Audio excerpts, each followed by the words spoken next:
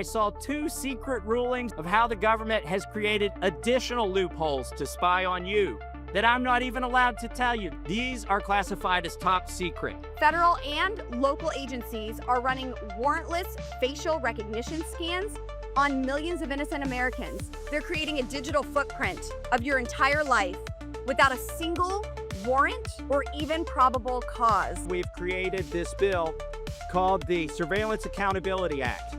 This was conceived by Naomi Brockwell of the Ludlow Institute. She eats, sleeps, and breathes this topic. I want to thank Congressman Thomas Massie. I want to thank Naomi for the years of work that they have put into this piece of legislation. I am honored to co-sponsor the Surveillance Accountability Act.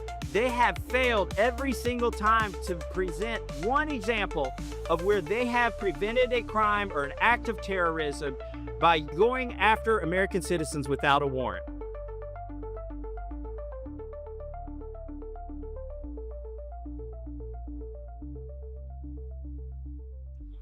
Hello, thank you for showing up. Today we're introducing a brand new bill that's long needed. Unfortunately, it's needed because there have been so many erosions of our Fourth Amendment right to privacy. You know, there's a robust discussion right now about the FISA 702 program, but really that's just the tip of the iceberg in terms of infringement on the Fourth Amendment. There's so many other laws and Supreme Court decisions that have impinged on your right to privacy. For instance, the Bank Secrecy Act, the Right to Financial Privacy Act, the Patriot Act, all of these have great sounding names, but all of them created so-called loopholes in the Constitution. Foreign Intelligence Surveillance Act, not a euphemism, but misnamed because it's got foreign in it. It's used to go after Americans. Secret applications of the Foreign Intelligence Surveillance Act. I've been in a skiff last week where I saw 2 secret rulings, interpretations of FISA law of how the government has created additional loopholes to spy on you that I'm not even allowed to tell you. These are classified as top secret. And finally, the third-party doctrine. This is very troublesome. It's been expanded. It's based on a ruling of the Supreme Court. It was a 6-3 ruling. I think it was a bad ruling, but it's been expanded in its interpretation to include things like doctor's appointment records, bank records, phone records, who have you texted, all the metadata, flock cameras, for instance, now. And if you think about collecting information on bank records, that means you can get your gun records. And this was done. This is not something I've imagined. This is something that I learned about thanks to whistleblowers on the Judiciary Committee. What the DOJ did is they asked Bank of America, and Bank of America complied, for all of the records of anybody who was here inside of a certain radius of Washington, D.C. on January 6th. They asked them for all of their bank purchase records for gun stores as well. It's completely illegal, but imagine instead of doing a query with one person that you turn AI loose on these databases now. There's virtually nothing the government can't know about you without a warrant if you believe that these infringements are legitimate, and they are not. That is why we've created this bill called the Surveillance Accountability Act. This was conceived by Naomi Brockwell of the Ludlow Institute. We've been working on it for years. It's got the right provisions in it so that it doesn't impede legitimate law enforcement activity, and it's long needed. It closes these loopholes that I've explained to you, and more importantly, it creates a private right of action. You know, you can sue state employees of the government, but it's almost impossible to sue federal government employees if they infringe on your constitutional rights. So we put that's the second half of this bill. It gives you the right to sue the government employee. And this is one of the most frustrating things I've run into since I've been in Congress. No accountability. I'll tell you what, we'll have accountability if when somebody goes to work, it's not just fun and games. If they infringe on your rights, on your constitutional rights, they could be privately and personally sued for that. With that, I want to turn over the podium to my friend Naomi Brockwell and thank her. She's an expert on privacy. This is what she does. This is, she eats, sleeps, and breathes this topic. and she's been very good at helping us conceive of this bill. So I give you Naomi Brockwell. Thank you so much, Congressman Massie. So this year, we celebrate the 250th anniversary of the Declaration of Independence, which is really exciting. But if we look back to why we needed a Declaration of Independence in the first place, it was to counter egregious abuse of power. That is one of the big reasons why we had a revolution. So when the Declaration was signed, when the Constitution was written, when the Bill of Rights was written, the founders intentionally wrote something called the Fourth Amendment. The Fourth Amendment was a direct response to the egregious abuse of power happening from the king and the king's men. They had things called general warrants. These basically gave the king's men a permission slip to rifle through the things of all citizens, have unfettered access to everything in their lives. And this was used to target dissent. Anyone who criticized the crown became a target. And when you have unfettered access to everything in a person's life, you can piece together any fragments that you find to form whatever narrative you want about that person and justify going after them. Now, fast forward, it's 2026. We're meant to have a Fourth Amendment that specifically requires judicial oversight. Law enforcement is not meant to decide its own limits of power. We are meant to have a judge sign off on it. Law enforcement is meant to make the case before a judge, and the judge has to agree that this is warranted to intrude on that person's life. Unfortunately, we have lost the Fourth Amendment in the digital age. We have law enforcement buying troves of data from data brokers. We have them directly querying the databases of companies, and they are skirting all warrant requirements to do this. This is not what the Fourth Amendment intended. So the Surveillance Accountability Act is meant to fix this. It's meant to say, if you want to do a search on someone, if you want to invade their life, you need a warrant and you need a judge to sign off on it. You need that judicial oversight. So I really hope that the Surveillance Accountability Act can help fix this. The most important part of this, as Congressman Massie already said, is the private right of action. If you don't get a warrant, then people can hold you accountable. I think this is tremendously important. So thank you all for caring about this issue. I think it gets more and more important as AI ramps up and we get better technology that allows us to sift through this data. I want to introduce my co-chair of the Second Amendment Caucus, Lauren Boebert. We both understand that you can't have a Second Amendment if you don't have a Fourth Amendment and a First Amendment. All of these rights go hand in hand. And she's been a stalwart defender of the Second Amendment and also of the Fourth Amendment. So she is the co-lead on this bill. We're introducing this together today. And I give you Lauren Boebert from Colorado. Thank you, co-chair. It has been an honor to serve alongside Congressman Thomas Massie, someone who has led on constitutional rights issues well before I arrived here in Washington, D.C. He was someone that I looked to for guidance as soon as I did get here. And I knew that this would be an ally for me, that he and I could work hand in hand in protecting the rights of American citizens. And today I'm proud to stand with my co-chair, my colleague, Congressman Thomas Massie, to introduce this Surveillance Accountability Act. Our bill, it finally puts an end to the deep state's unconstitutional spying on American people. There's been a lot of talk about FISA and 702 and warrants for the past few weeks now, but I don't think that that's where the issue ultimately lies. Sure, it is a problem when any American citizen is looked into without a warrant, but it doesn't end under FISA. It doesn't end under 702. Every day, federal and local agencies are running warrantless facial recognition scans on millions of innocent Americans. They're scanning our faces in public places, at protests, even at our children's schools. The government is building secret databases they can go through anytime that they feel like it.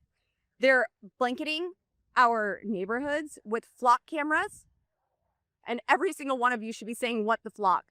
I mean, this is an absolute egregious reach on our Fourth Amendment rights.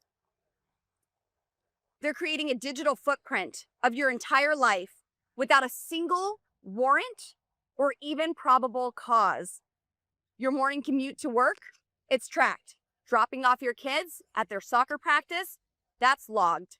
Visiting a church or a gun range, recorded forever in a government accessible database.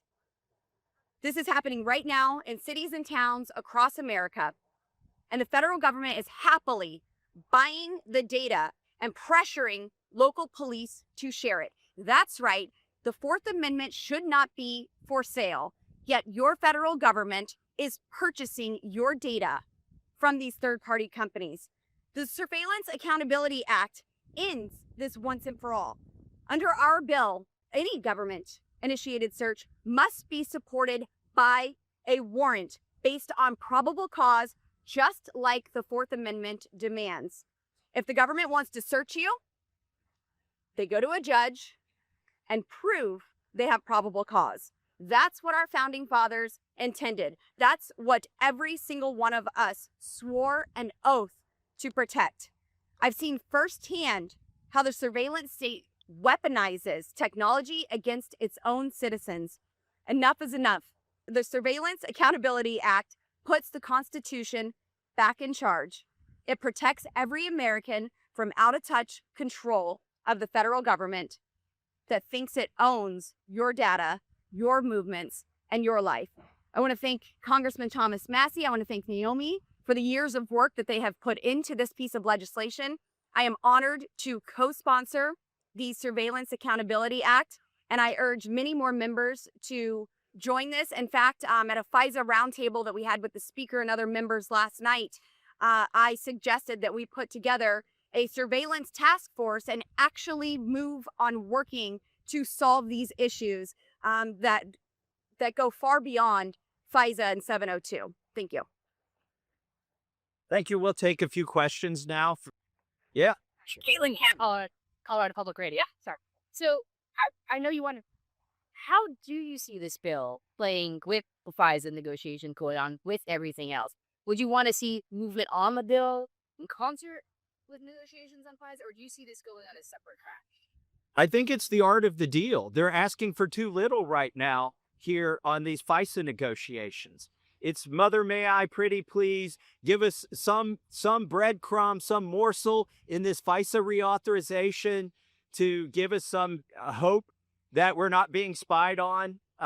What they should be addressing comprehensively is all of the ways that we're being spied on, and they're not. So I think, we got to put the goalpost out there, and that's where they should be reaching. And when they go into the FISA negotiations, they should understand it's just a very small part of what needs to be changed. The only reason we're talking about FISA right now is it's expiring.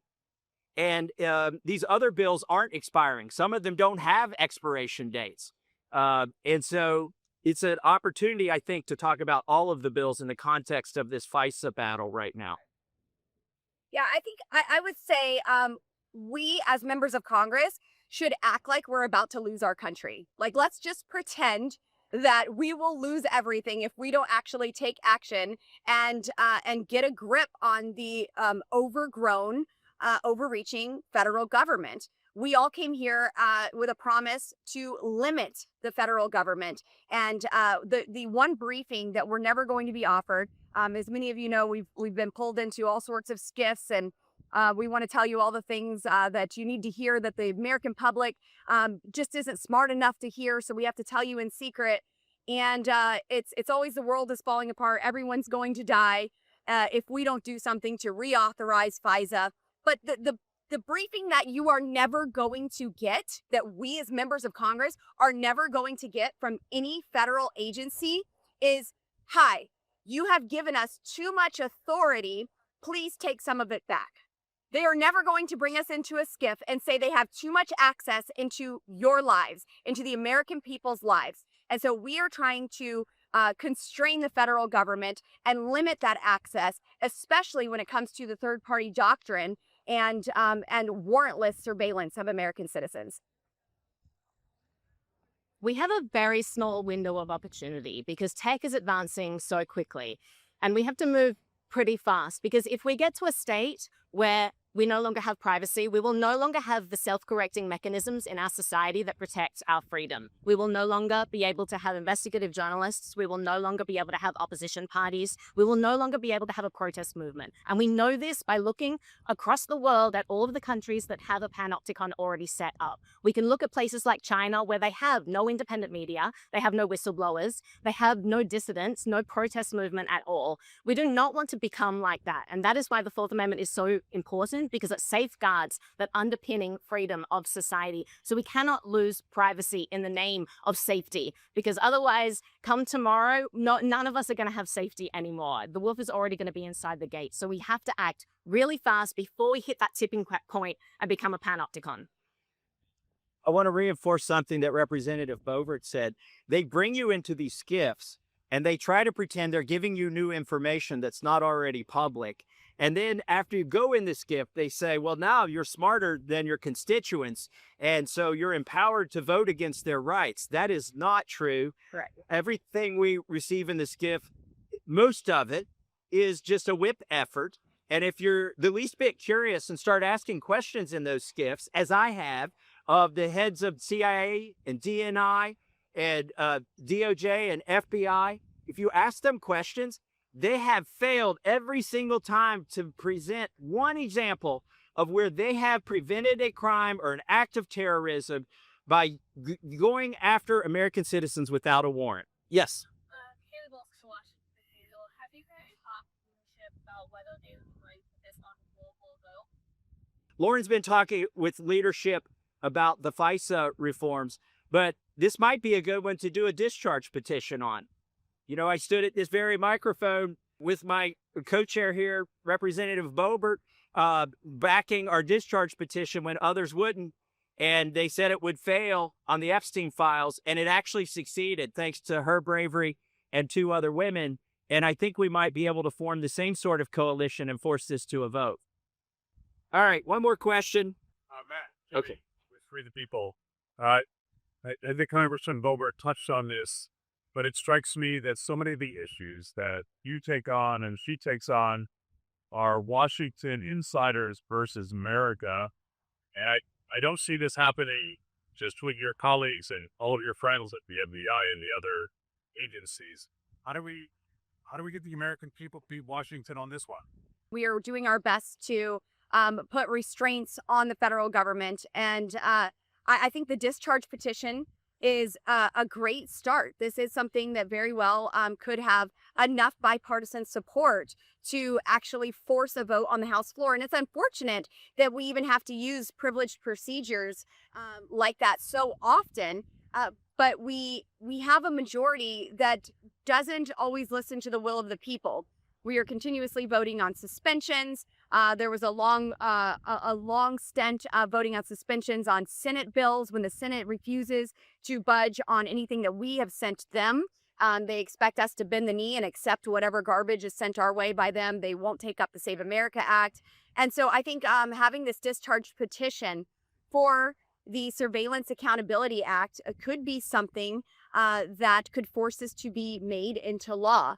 It's a very terrifying thing when you are being surveilled all day, every day, whether it's your iPhone or the cameras on buildings, or like it was even mentioned here, your health records.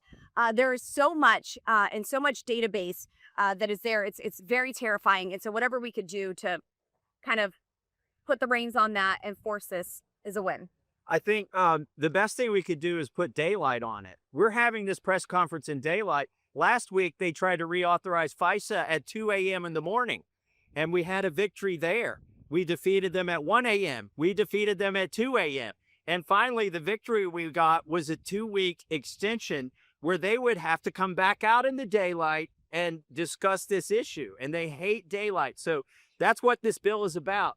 When I think it's almost like a mind trick to argue about some little tiny part of some of the FISA 702 program. And the 702 part is a part of a bigger FISA to make you think that this is the only thing that needs to be fixed. What we're doing here today is giving you a comprehensive list and a solution to it, but a comprehensive list of all the ways that you're being spied on. And as Americans see that, we think they'll come to rally and get other members of Congress to support this bill. We need other people to co-sponsor it. Today is the debut of it. It's brand new. I forgive other members of Congress who didn't see the email inviting them to join this bill. But now that it's out in the open, they've got no excuse to co-sponsor it. And we welcome members of Congress from both parties to co-sponsor this bill.